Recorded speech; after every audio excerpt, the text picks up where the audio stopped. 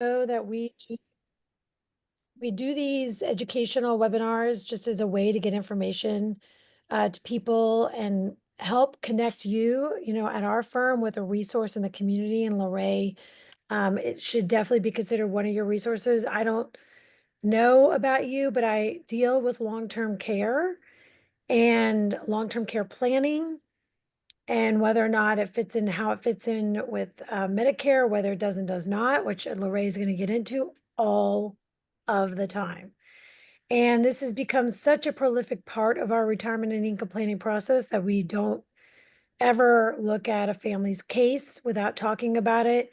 And I believe in the last year alone, 2 years at a minimum, I've had 3 clients that have had to put spouses or themselves into some sort of long-term care. So this is just this is life. This is where we are. And it is subject that is not going away.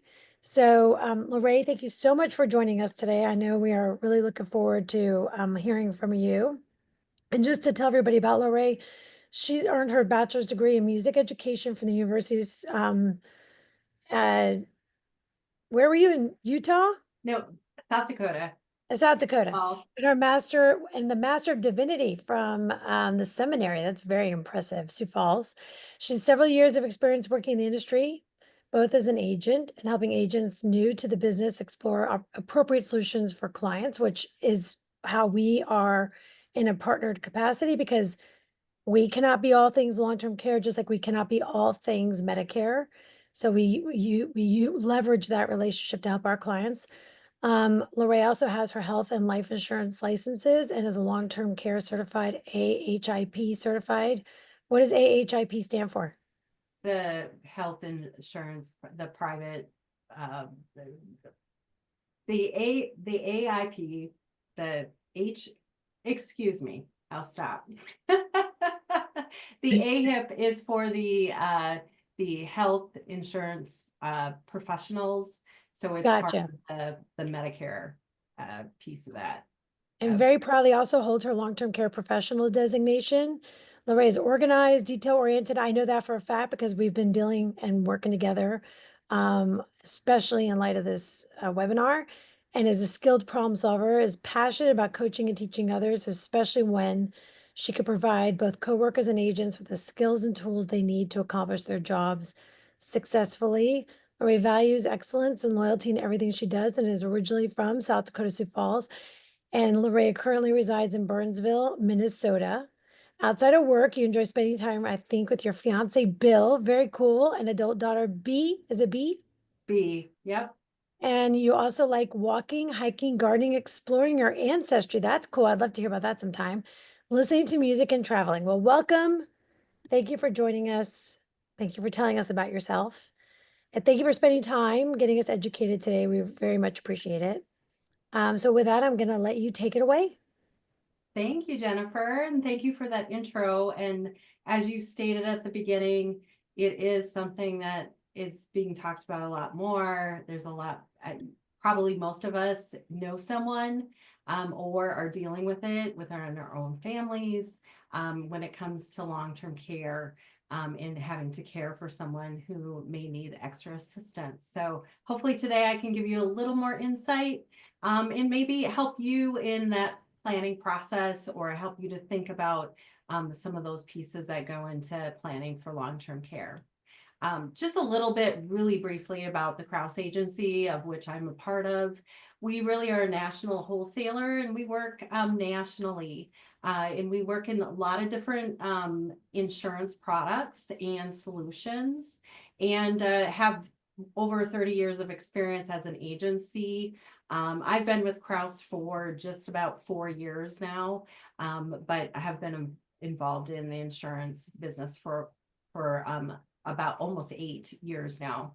But we do a lot with working with the agents themselves, but we also do some situations like this where we will talk with clients directly, provide education for that, and also help those to do some of that planning in retirement when it comes to some of those insurance products that can help with that planning. And just really quick, our main office is located in Green Bay, Wisconsin. So a lot of us work remote. So I have colleagues that are all over the United States. So we're here to help, and many times we're here with many different time zones as well. So we're able to provide extra service. So really today's goals is really to first talk about, which we've already even touched base a little bit on, is the state of long-term care and really how insurance can help with that.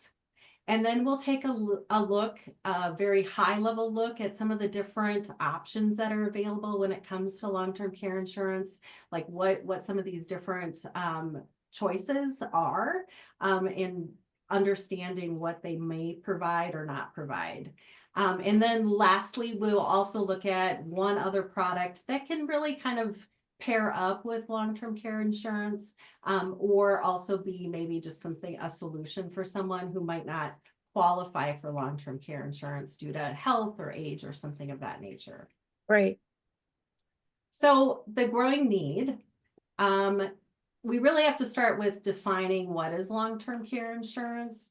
And really the industry is kind of shifting even that phrase to be extended care, because long-term care gets a lot of mixed signals or mixed messages as to what is it. And it seems that extended care kind of describes it a little better, in that it's an extended care from a situation that is going to continue on in that long-term type of situation. And so this is really a variety of services that's designed to meet a health or personal care need that someone might have. That's going to be for that longer period.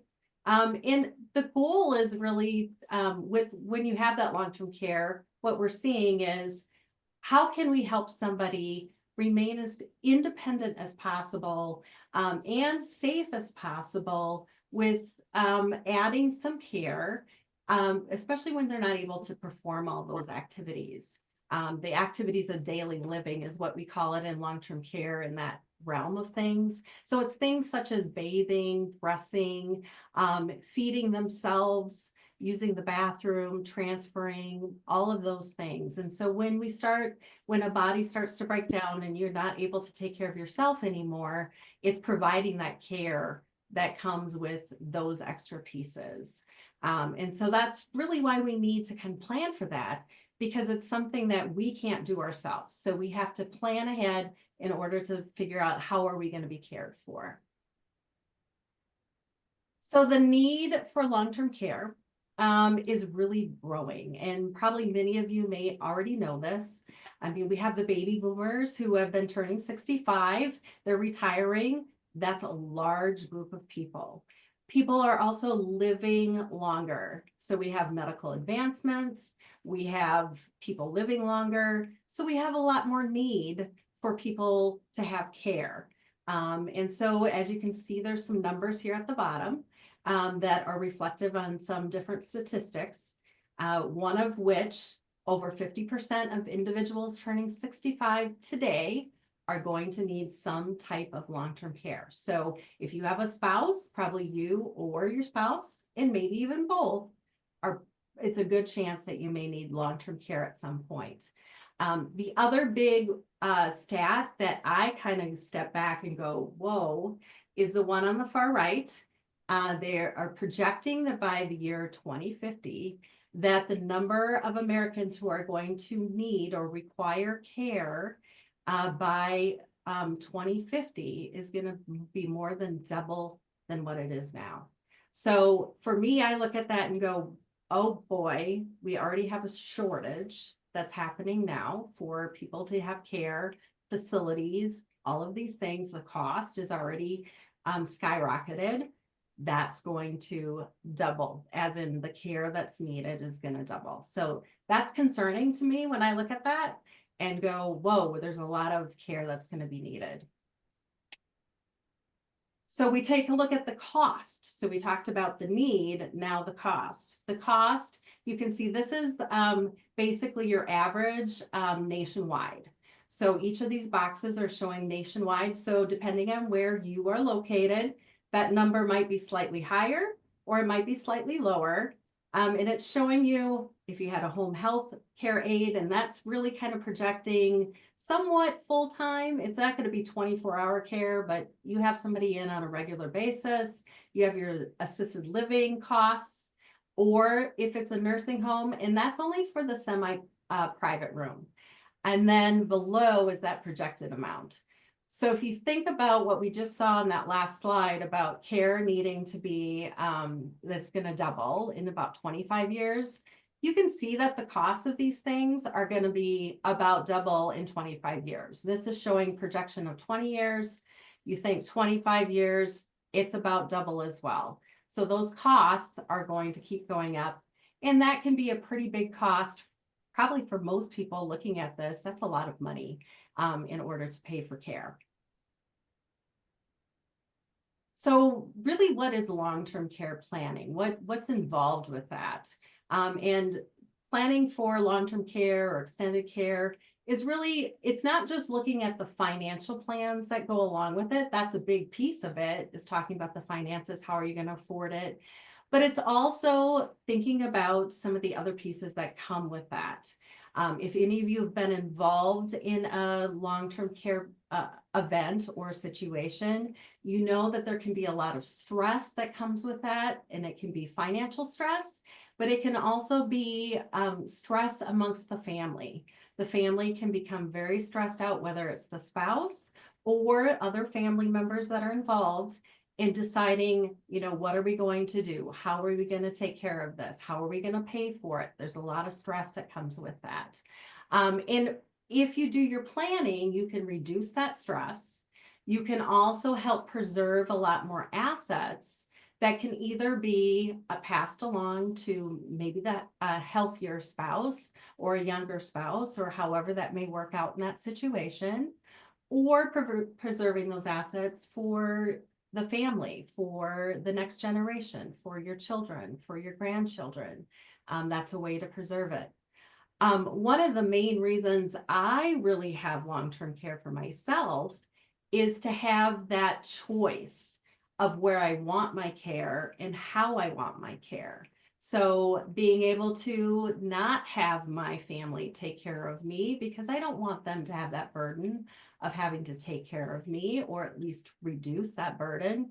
So I have that choice of being able to, okay, I can afford to go to a certain facility, or, do the home care and have somebody come in and help take care of me, or be an assisted living care situation. So that's the other piece that comes with planning for long-term care. You're able to also have more choices because you have the finances to be able to pay for the choice of which you want for your care. So something for you just to kind of think about. I'm going to have questions kind of throughout, and these are more for yourself. This is more for you just to kind of think about your own situation and how this may impact you. And as we kind of go through this, it may stir up other questions for you that you can certainly put in the chat, and we can answer those towards the end, or just questions for you to take away and think about for yourself. But the first question is, are you concerned about future long-term care costs? Is that something that's concerning to you? We just saw what those are right now and what they're projected to be. So something for you to kind of think about as we kind of move into that next section. So how are long-term care costs actually paid for right now? There are a lot of people that think that Medicare pays for long-term care. Now, the confusion comes because Medicare does cover a little bit. It will cover for that rehabilitative type care. So it'll care for, like, if you had a hip replacement and you needed to go to a skilled nursing facility for, even a few weeks or maybe even a month, or maybe even longer than a month, and it will pay for that as long as you're recovering and it looks like you're going to recover. Medicare will pay for that, and they will cover the cost for that.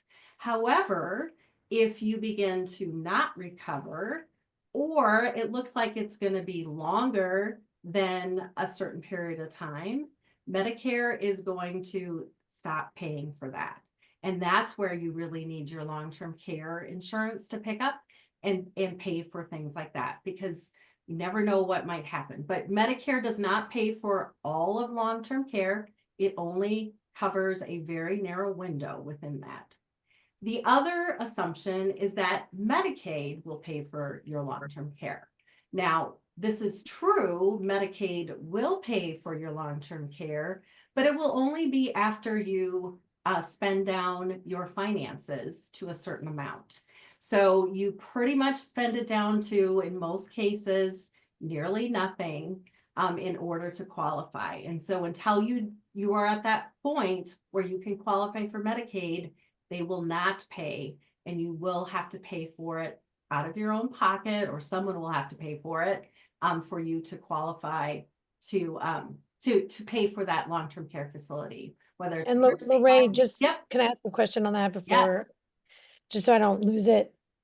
My understanding, because my mother was in a Medicaid bed, because she was in a coma for 8 months, and then post-traumatic vegetative Yep. state for 3 years. It's not at the facility of your choice, isn't it? Only in a facility that has Medicaid beds, in which case there are a limited number of beds sometimes within those facilities. So you end up in a state facility or in some, and that, those are not what we would consider to be ideal conditions for aging in place or aging somewhere, right? You are absolutely correct, Jennifer. And in fact, that's some of the sad stories I've been hearing, is unfortunately in some cases, there's only a Medicaid bed available across the state, 6 hours away. That's the only place they can go to. Also with Medicaid, in most cases, you don't have a private room. It's many times a shared room, whether it's sharing a bathroom or actually sharing the room with another person in the room. And it is not a private room. And so it is not of your choice. It is really what's available. And there are some facilities that don't even have Medicaid beds at all, like they only do private pay. So you are absolutely right. And so that's why one of the reasons I find it very important to have the long-term care insurance is to have that choice, and to be able to have that choice of where I would like to have care. Because I certainly don't want that as a choice. And I currently see that from some family members that are in facilities that aren't necessarily ideal. So yeah, that's exactly right, Jennifer. So that's a little bit about how the costs are paid for. If it's, like I said, some people assume Medicare, some assume Medicaid, both have a little bit, but that's not in most cases where that's going to be paid for, especially long-term. Okay, so some reasons why some people might not buy long-term care, and you might even be in this bucket yourself. But some people are in that kind of denial period of, I'm not going to need it. Why should I get it? There's no way I'm going to need it. I'm in great shape. I'm not going to ever need that. Other people will say, well, I don't need it because my family will take care of me. I know that they will, so I don't need to get it. I don't need to plan for it at all. I don't need to decide what that's going to be. Some people also say, I don't mind using my own money to pay for the care, and that can be a legitimate reason. But there are reasons too to select to have other things, such as maybe an insurance policy to help mitigate some of those payments. And it's also a way, there's other advantages for having a long-term care insurance policy, which we'll talk about a little bit later in this presentation on what those advantages would be of having the policy, as in financial advantages. And then the most common reason is people kind of get that sticker shock of the cost that is involved with the insurance. But we can talk about some different ways of looking at that. And also everybody's situation is a little bit different. So, but those are the kind of the common reasons. And that might be one that you have now, or you might have a different reason that's not even up on that screen there.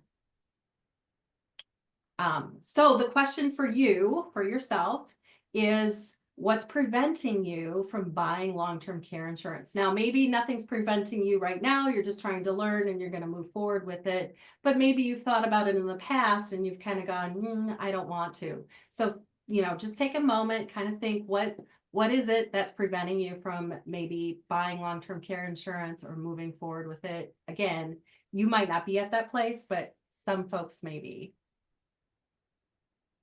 So now we'll talk a little bit about kind of that, 20,000 foot view of just kind of basics on what the options are and what some of these policies kind of look like and how they work. So to start off with, let's talk about just very, very basic. What is long-term care insurance? It's really just, like any other insurance, you're purchasing those benefits in order to use them to cover the costs for your extended care needs later in life.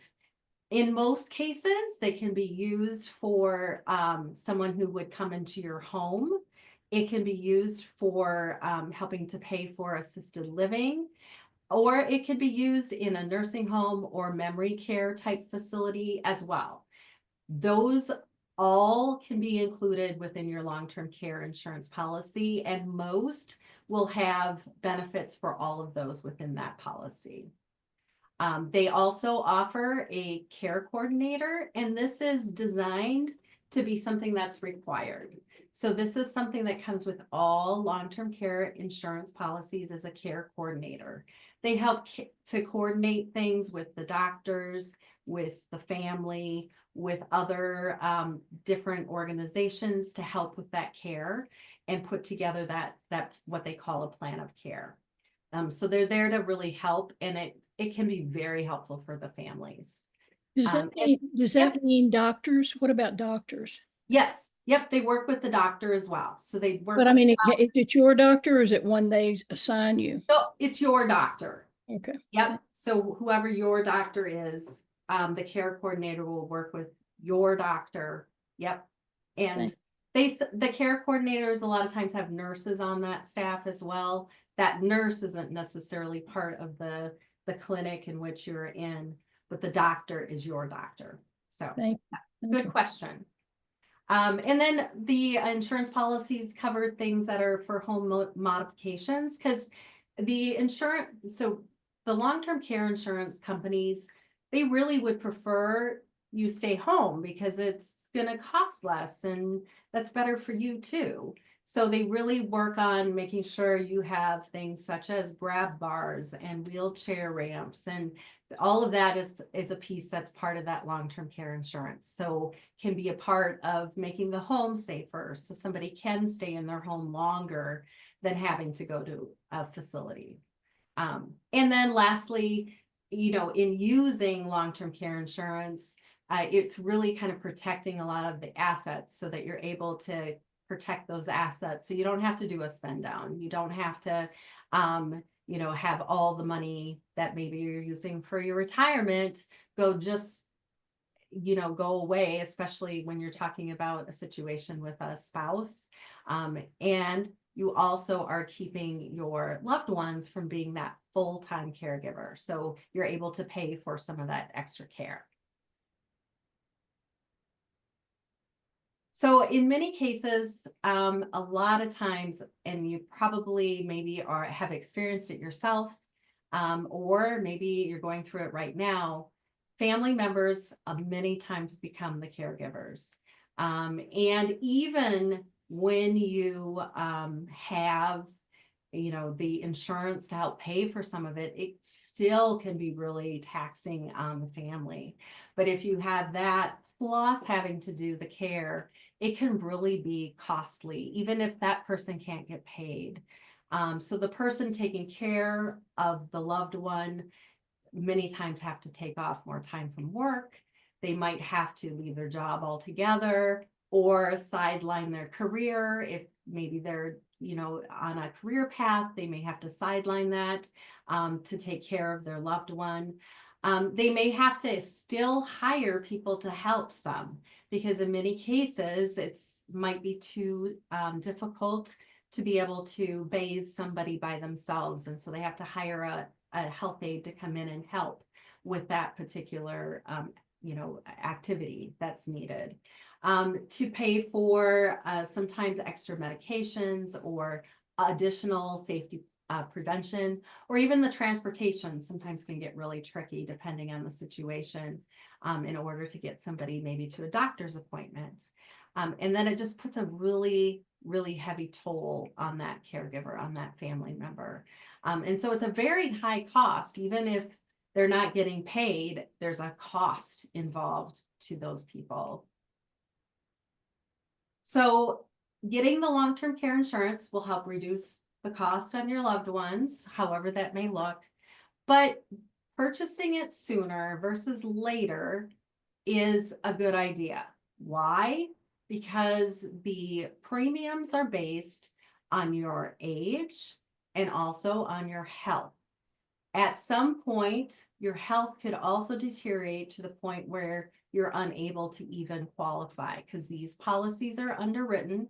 They are not a, guarantee issue. You can't just say I want it and they just give it to you. You have to go through the underwriting. You have to prove that you are insurable and that you're healthy enough.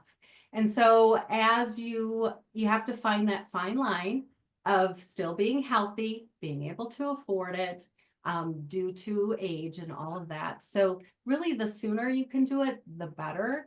And then that way you can alleviate burdens that might be put on loved ones. You don't, you can go through that process and kind of have that taken care of sooner rather than later.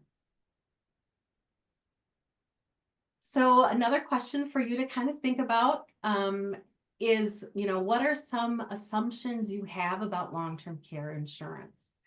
We're going to talk about a little more detail now on what these different policies are, but you might have some assumptions that you've brought to this. And so thinking through some of those.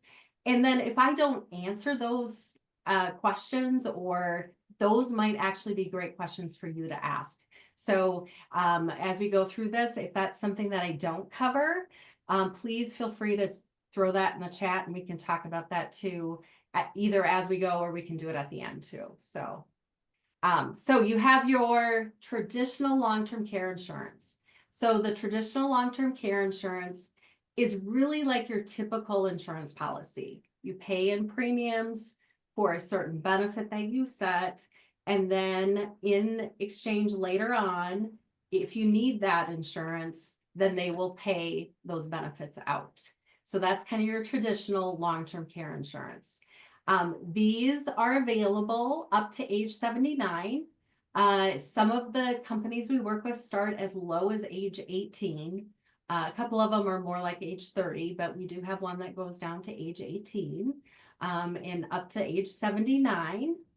And these are considered what we would say cost effective, as in the amount of premium you put in versus the benefit you get out is much richer than when we look at this, the hybrid, which we'll look at in a few minutes, which is a different type of long-term care insurance, but it's considered more cost effective. It does also have more choices when it comes to kind of creating and customizing your policy. So it has some of the popular riders would be a shared rider, as in you have a spouse and you can kind of share some of the benefits with your spouse. Sometimes it's financial benefits. Sometimes it's you don't have to pay a premium because the other person is on claim and they will waive your premium while that person's on claim. There's some other different shared benefits that can come with that. Also, you can do something such as a return of premium. So you can get all of your premium returned to you if you don't use that policy. Some of these riders are not available on the hybrid, but some of them are built into the hybrid. So it's something maybe you don't need necessarily on a hybrid. There are also more tax incentives that are available on a traditional long-term care insurance policy. And I'll show you those in a moment, what that kind of looks like, and how that could be a tax incentive for you of a savings. And then lastly, you can also do it as a state partnership protection plan. I'll talk about that in a second as well, because that's probably not something you're maybe as familiar with. So the tax advantages, here's the chart for 2025 of what you're able to deduct, and this is for federal. Some states have also their own, so depending on what state you're in, if you file state taxes, you may have some additional tax savings you can have. But these are based on ages, and then every year they put out what the maximum premium is that you can deduct. If you paid that much in, you can deduct that on your taxes. And as you can see, the older you get, the more you can deduct. And then you also, each year they usually, not always, but they usually bump that up just a tiny bit. So it's a little bit more each year. And then, as I mentioned, the state partnership policies. This is a program that most states, other than the ones that are listed here at the bottom, most states have this available. And this is really just to help people to not have to spend down if they were to exhaust their long-term care insurance dollars that they have, their benefits. So I will just use a real simple example. Somebody purchases $100,000 long-term care insurance policy. That's their benefits that they purchased. They go into a facility for $100,000 right now. You're probably maybe about a year. You're in the facility for about a year. You exhaust all of your benefits. What the partnership does is you can protect then $100,000 in a spend down. So to qualify for Medicaid, if you were to exhaust everything, you'd only have to spend down and you still can preserve $100,000 that could be given to a spouse or it could be given to the family. Medicaid will not touch it. They can't touch it. So that's what this is. For some people, it's a great option. For others, it doesn't really matter because you may not need to encounter that at all. But that's what the state partnership policy is. And it's only available on traditional. So disadvantage of traditional long-term care insurance. The big one is premium increases. And that's probably something that maybe a lot of you have even heard about. We have some going on right now with, they're going on all the time really, where these premiums increase. And I'm not trying to scare you, but they can increase. They can only increase by doing a full block increase. They can't just go, oh, you're not as healthy as you used to be. Now we're going to increase just your premiums. They can't do that, but the entire block can be increased. So what happens? The costs go up, the claims become more, and so then those premiums sometimes go up. The other disadvantage is you pay in, if you don't use it, you lose it. Now you can put that rider on that I mentioned before, return of premium, but if you don't use that, if you don't put that rider on, you will lose all that premium. So some people see that as a disadvantage. It's how a typical insurance policy would work. So the hybrid long-term care insurance, or sometimes known as asset-based long-term care insurance, or life combination, or linked benefit, there's lots of different terms for it. What that is it's basically a life insurance policy with long-term care insurance or long-term care benefits attached into that policy. Or it can be an annuity. So there's two different types. Life insurance or annuity. And with that, it gives you a guaranteed death benefit. That's my last bullet here on this sheet. It guarantees that if you don't use it, you will have a death benefit, and that will go to whoever you assign as the beneficiary. So if it's not used, and in some cases, sometimes if you don't use all of your benefit, there might be a little bit that's paid out. In most cases, that doesn't happen, but it can because these have cash value. The hybrids have cash value in them. These are available up to age 80, or the annuities, they'll go up to age 85. So a little bit older that can qualify for these types of products. And then these funds can be, you can pay for the policy and it can be a tax-free, as in you can have that money transferred. And we'll talk about that in a second. in order to cover those extended care costs. So as I mentioned, the advantage is they do have cash value. And that cash value, though, also grows on a tax deferred basis. So you're not going to have to pay tax on anything that grows in there, because that goes towards the long-term care costs, and that there's no tax on that. So that's an advantage within that hybrid, that your money can work for you towards those benefits to grow those a little bit more, and you're not paying tax on it. As I mentioned too, you can also do an exchange. So depending on, maybe you have an old life insurance policy, or maybe you have an annuity, maybe you've inherited the annuity and you're not sure what you're going to do with it. It's not something you're going to use.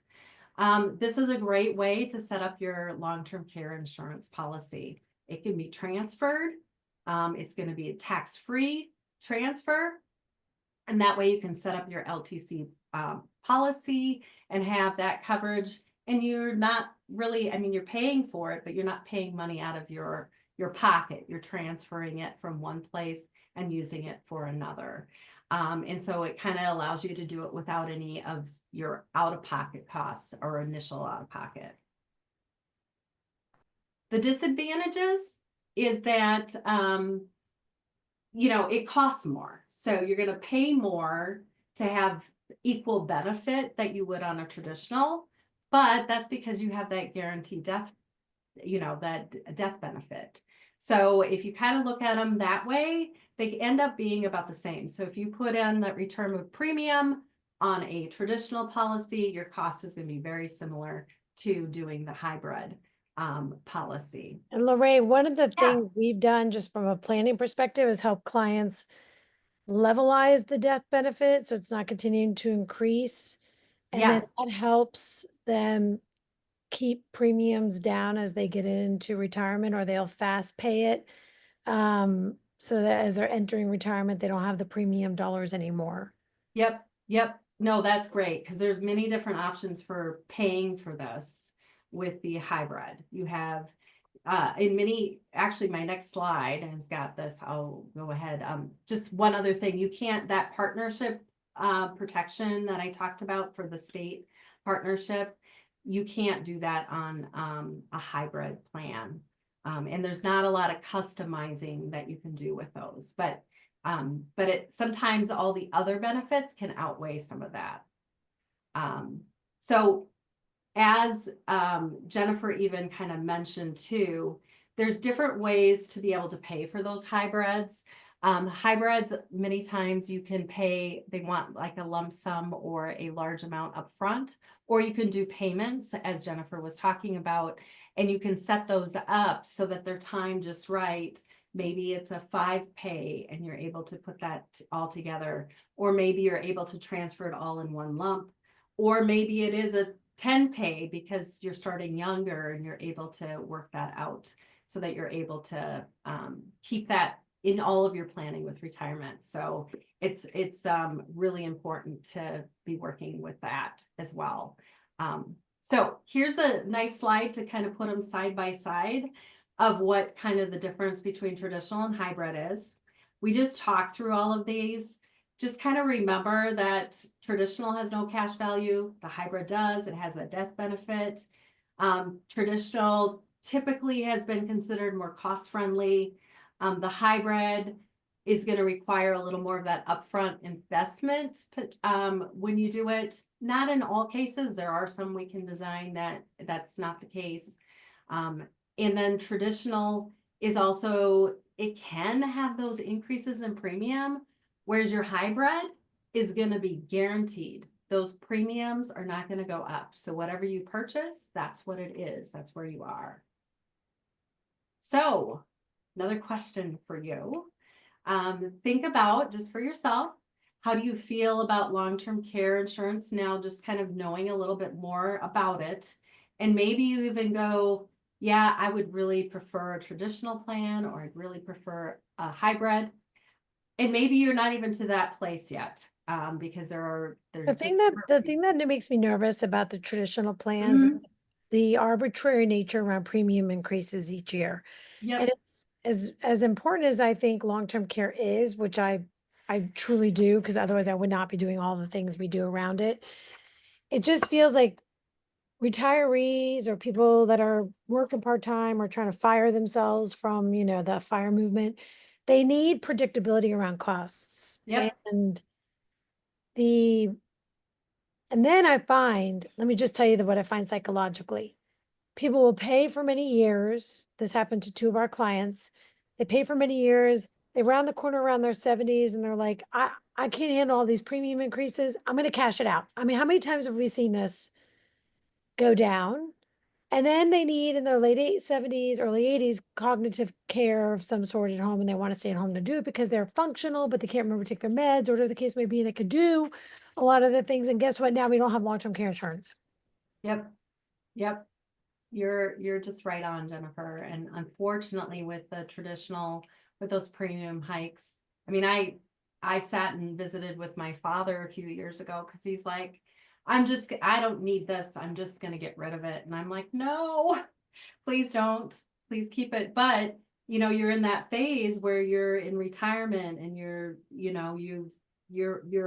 income is not increasing and you're paying, and then all of a sudden there's a different cost involved, and it's sometimes a very significant cost that comes along. So you're very, very right with that. And I think that is the downfall. So you have to kind of weigh out some of that to make that decision, but you're spot on, Jennifer. I think this is where I lean on you.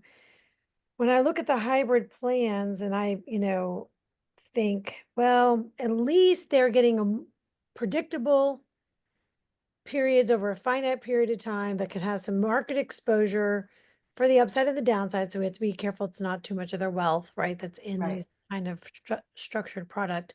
And then they, as a result, can leverage that cash value into something that's really meaningful for them. And then if they don't need it, their heirs just pick up the dollar. So like to Right. me, it seems like the happy medium Mm-hmm. in a world where I think we all know we can't predict what costs are going to be. Yep. And candidly I took a screenshot of your initial cost because I was using numbers that were much lower with my clients. Yeah. No, it greatly increased since COVID, like greatly increased. So I'm hoping that the numbers we're seeing for the prediction, I hope that they're not more than that, but I'm nervous that they're going to be more than that because of the way, because of the supply and demand. Right. We have such a shortage that I'm afraid it's going to go even higher. So yeah, yes, excellent things, Julie, or Jennifer, excuse me. Well, good. All right, really quick, I'm gonna touch base on short-term care. Short-term care is not available in all states. Just, I'm putting that out front because I, don't know what state you reside in or whatever. But it can be a really good option for someone, or it can also pair really nicely with long-term care because the short-term care helps to cover kind of those shorter periods of stays, but it can also cover the elimination period in a long-term care policy, or you can extend out a long-term care policy elimination period and have the short-term care cover some of that front end to kind of reduce some of those premiums. So there are people also using this in conjunction with a long-term care and policy to kind of extend it out. And the short-term care insurance policies, you don't have to have that same trigger, meaning it's the ADLs, which is like the bathing and the dressing and all of that. It's still all those same pieces. But with long-term care, you have to have that need for 90 days or more in order to qualify for claim. With short-term care, you don't need the 90 days. So it's great for using for, like we said before, a hip replacement.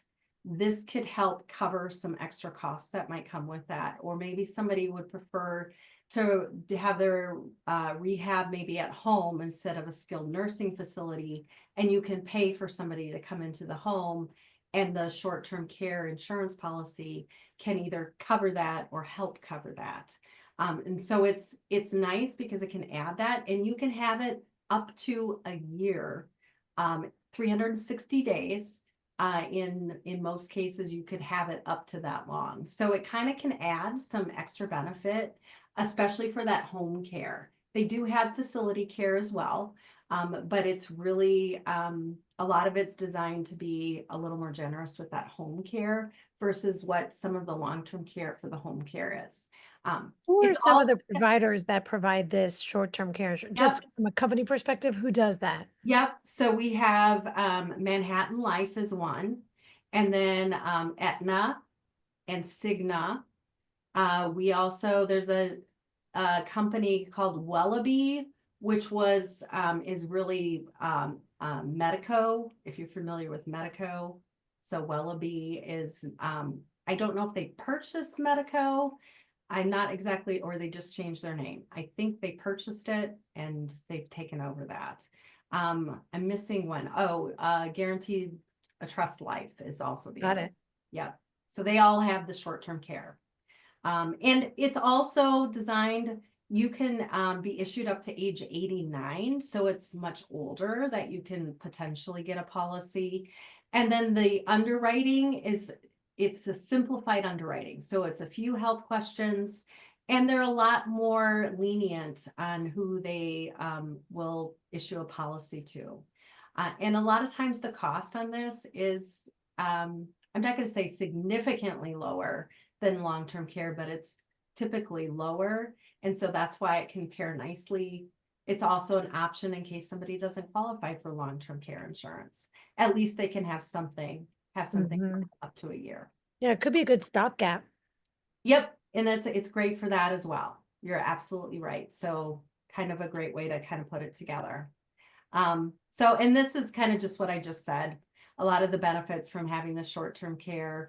You can also, and you can get a restoration on it, meaning you can use it. Let's say you use it for 45 days for a hip replacement, and for a year and a half, for like a year, it's 6 months that they'll restore it, but at least 180 days of not using the policy, it will restore back those benefits. So there are advantages for this. So that's why it's designed for short term, but you can use it as part of kind of that start to long-term care as well. So it's kind of a nice little policy if it's available to you. And yeah, and those, we talked about this already too. It has some limited benefits for certain conditions that long-term care will not even consider for a policy. So Interesting. yeah, so kind of wrapping things up here with our key takeaways, and just kind of going through what we talked about at the beginning about the growing need of long-term care. You know, we've got that growing need that's happening, and we don't know when it's going to happen for you. Nobody knows when that's going to be, and it's quite costly, and it can quickly deplete those savings. And, you know, some people are hesitant to buy, and there's good reason to be hesitant. There has been things that have happened in this industry. And I think it's also a hesitation to buy because I think as humans, we don't like talking about end of life. We don't like talking about the what ifs. Oh, I'm not going to be able to do that. We always think that, at least I do, I hope that I'm always going to be able to take care of myself and be able to do all these things. And those premiums going up, like Jennifer mentioned, that is something that really keeps a lot of people hesitant from buying it, especially when it comes to the traditional side of things. But it's something to definitely keep in mind about, you know, what those costs are premium wise, but then what are the costs if you do need to go into a facility. And then, you know, just talking about some of those likelihoods of needing the care. You know, there's just so many things that are, oh, I went the wrong way here. I'm sorry. There we go. And then understanding your different options whether, you go the traditional route or the hybrid route or short-term care, or some people have one of each. They kind of plan it out and they have some different options within that, and they kind of set it up that way. There's lots of different ways you can consider your planning with us. And then that planning really does matter. It's important to take that time to look through it, because if you don't actually make the plan now, there'll be a plan, but it might be stressful on the family. It might be not what you want, all of those things. So the sooner you can. I just want to say that, many of you we've already talked to you about this. We've talked about long-term care a lot. And we also overlay a long-term care stress plan to the base financial plan, if that's something you're interested in, because that to me tells you how your portfolios and retirement health drains down if you have this event that requires this kind of money per month. So combining that knowledge, some of you could be in a great position to self-fund long-term care and you might not need anything. And that's great. That's a blessing too. But you should at least know the impact financially to you either way. Yep, excellent. And yeah, and know that is your plan. So, Right. That's right. yeah. Self-funding, if it's deliberate, can always be a plan. That's exactly Yep, that's part of the plan, and also making sure the family knows what the plan right. is That's and right. what you want. So excellent, excellent. So, yep, and the earlier you start, the more options you're going to have.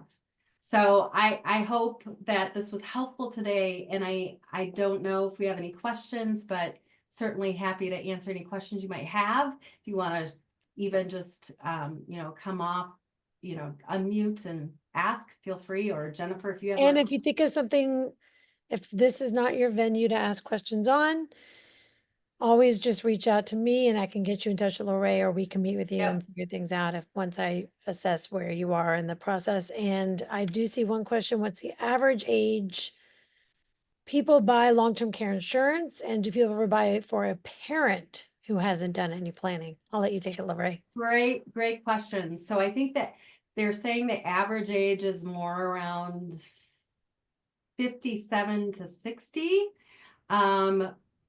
And honestly, that's getting kind of on the high side of where you want to be to probably purchase it. Other people will also say, oh, you don't need to buy it till you're 65. Well, a lot of times by the age of 65, your health has started to, different things have crept in there and you may not qualify for it anymore. So we really encourage, try if you can, to purchase closer to maybe 45, if that's something you can work into your plan, partly because you can keep that cost down.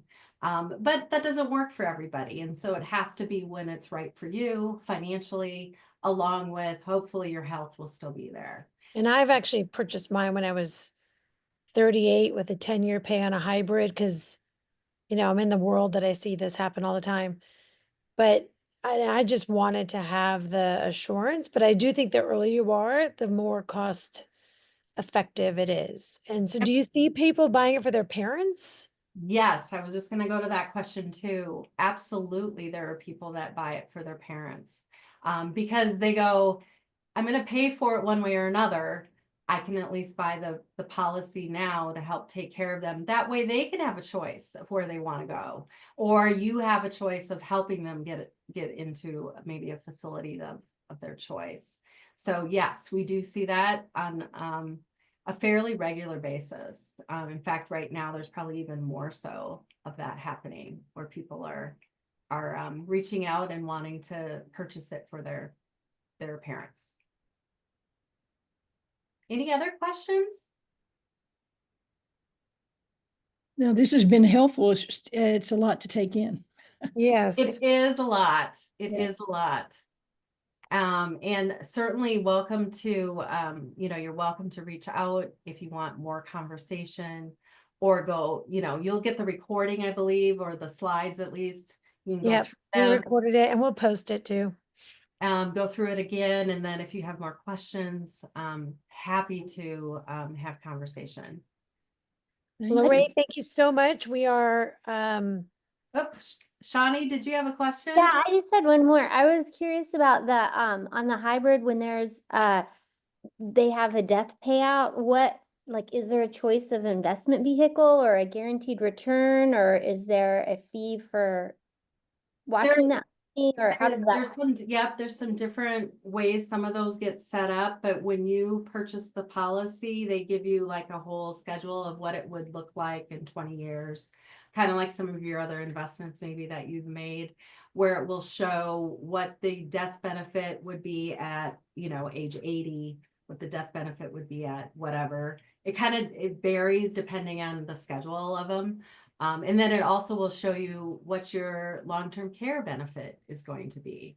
So yes, it does lay And that out. we take those parameters, Shawnee, and we're really conservative. By the way, nice to see you. You too. We take those parameters and we say the cost of living increase will be X amount and that the guaranteed amount can be, so we can work with them to still stay conservative on how you kind of assess where it's going to end up. Great Thank you. question, though. You're welcome. All right. Robin, I Right. think you're on mute. Oh yeah, Robin. Robin. Sorry about that. We talked about children buying for parents, but what about some of these high net worth parents that may potentially want to do this for their children who maybe can't afford it to give while they're much younger? The rates are much lower. They have a lot more options. Yep. Is that something you see much of? And kind of the second half of that is, if the parent is paying the premium for the kids, do they still get to deduct it? Do you know that? So on the hybrids, in most cases, you usually can't deduct that with the hybrid.